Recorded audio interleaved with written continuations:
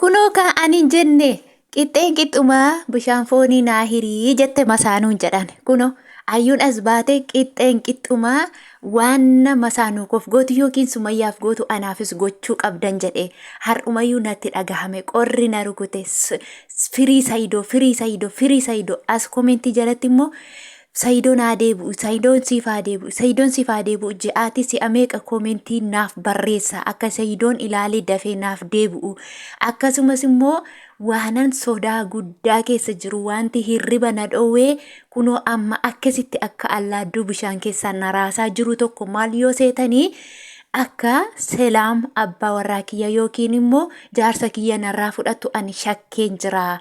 Maaliif yoo jettanii isheen durumaatiin iyyuu akka inni na dhiise Yemenii deemu barbaadee jirti. Kanaaf iyyuu firii jedhaana barreessaa jettee jirti. Eenyuyyuu Oromoo fuudhuunsaa beekamaadha jettega. Egaa iyyuu kana booda maal jechuu qabna hiriira baane koottu gali Saidoo si waamaa jirra. Ayyuutu si waama Saidoo. Koottu gali abbaa gadaa si waama Saidoo. Koottu gali haadha sinqee si waama Saidoo.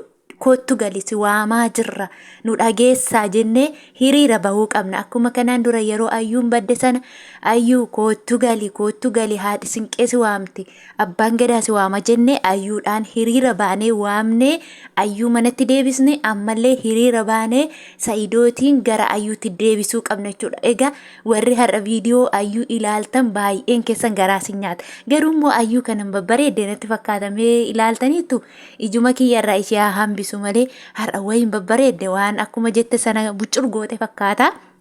Yeroo ji'a 2-3 kana wanta yeroo buccur jettu nama babbareechite gaa akkuma beektan ayyuun bundus jettee jirti. Mudhiin kun dur lakkoofsa 8 simmin quxur ishee jedhan fakkaatti turte har'a garuu akka bundus jechuu natti fakkaatte fuulli kunillee jechuudha. Yaa'umee maalumaafuu itti adeemna. Nagaa Waaqayyoo isiniif haa baay'atu. Hordoftootaa fi jaallatamtoota kabajamtoota maamiloota kiyya anaa dhufu baga nagaa dhuftanii warri haaraa taatan subscribe godha. Warri kaan like godha isinii jedha koottaa hin haasofna. Egaa sebbar zeena adaaddisne geroochi yizeen ይመጣለሁ ዛሬ jechuudha. አማርኛና ኦሮሚያ ተቀላቀለ ዛሬ ይወራል. Odeessina ka Amaariñaaf Oromiyaa maaliif yoo jettan qabsoo irra jirra waan ta'eef qabsoo keessatti immoo afaan baruun dirqamadha. Arabiffaayyuun barree maal Amaariffa baruu wallaalla jettaniitidha. Egaa jechuudha ol iyyannoo har'a ayyuun as baate viidiyoo ishee waraabde baay'ee garaana nyaate jechuudha. Maaltu garaasi nyaate maal taate yoo jettan jechuudha. Kunoo guyyaa 2 gidduutti jechuudha. Guyyaa 2 gidduutti nama viidiyoo na waraabuun dhabe. Saidon Yasun illee viidiyoo na waraabuu dide yeroo isheen jette jechuudha. Ayi dhugaa takka yeroo jennu jechuudha. Amma waama takka ilaalle jaalalmaa har'a ilaalle akkasuma immoo wayi qabeenyuma ilaalle mana ilaalle bareeda ilaalle waa tokko ilaalle nama abbaa manaa ta'e yookiin immoo nama bultii qabutti gaafa heerumanii ani bade waan ta'e nama yaadachiisa jechuudha. Maaliif yoo jettan kunoo amma gaa ayyuun har'aan guyyaa 3ffaa jilba hammattee rafte. Dhugaa isiniin jedha. Jilba hammattee rafte. Silaa otoo inni abbaa warraa haadha warraa biraa hin qabu ta'e ayyuu eenyullee qorri ishee rukutu ture sila. Qorri yoona kana ammoo hin beektu mitiire. Qorri gara maskaramii miti maal jedhama nama tasaasi. Qorri yeroo tasaasii kuni ajaa'iba qurcii nama hammachiisa jedha Oromoon durattiyyuu jechuudha. Amma gaa ayyuun qorri guyyaa 3 rukute maanu har'umaayyuu gadi baate firii ayyuu ja'anaa barreessa koottu deebii ja'anaa barreessa komentii jalatti jettee jirti baay'ee na azansiiste jechuudha.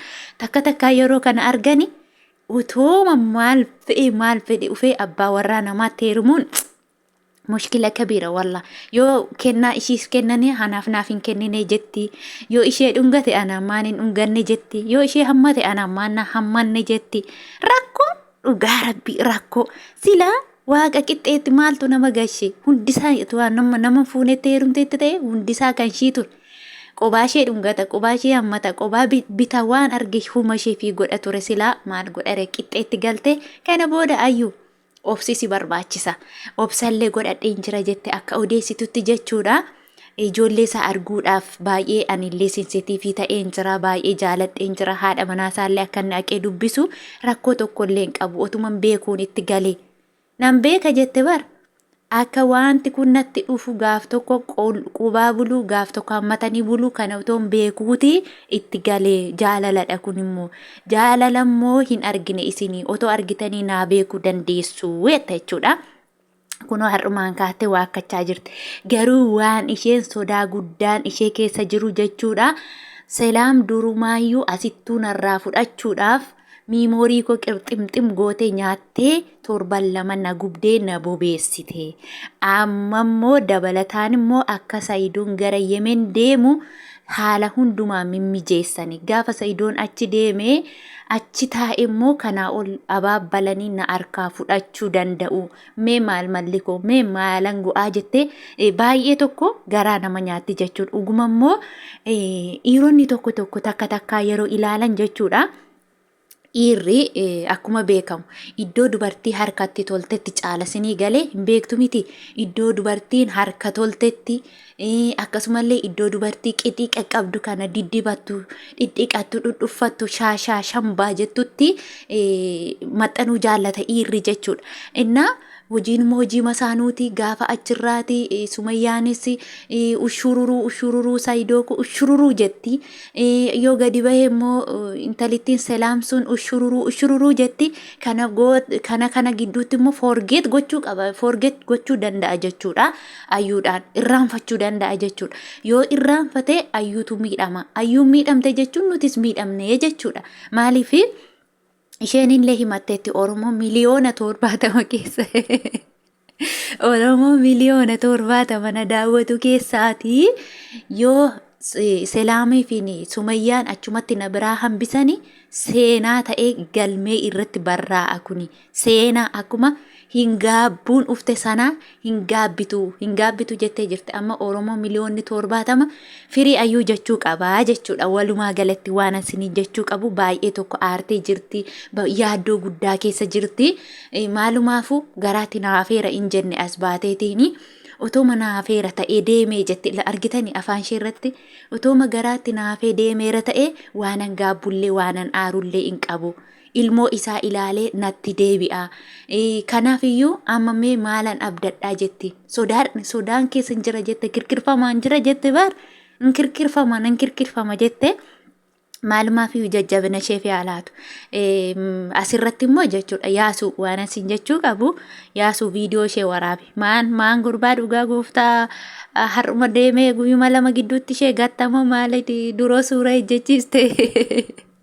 Bosona keessa barbaadaa turte amma Saidon irraa deemnaan viidiyoolee ishee waraabuu dadhabdee maali mushkila kabira haada mushkila maali gaa maali seenaa ejjechuu qabda seenaa addaa ejjette si jajaa turre harkasii cabacabaa turre har'ammoo akkamitti viidiyoo waraabuu diddamee maaloodha waansa tara of eegi yaa yaasu.